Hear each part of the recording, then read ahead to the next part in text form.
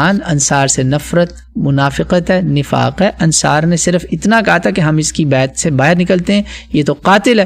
بیبیاں جب واپس آئیں انہوں نے ان کے لٹے پھٹے قافلے دیکھنے کہا یہ کیا ہوا؟ ام سلمہ اس وقت حیات تھیں، ہماری ماں زندہ تھیں۔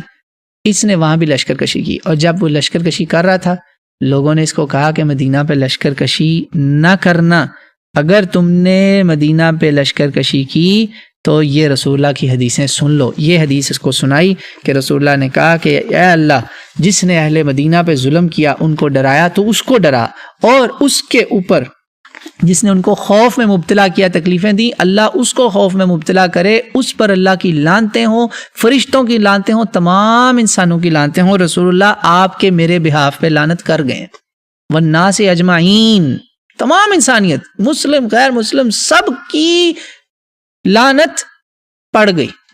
کس پر؟ جس نے ان پہ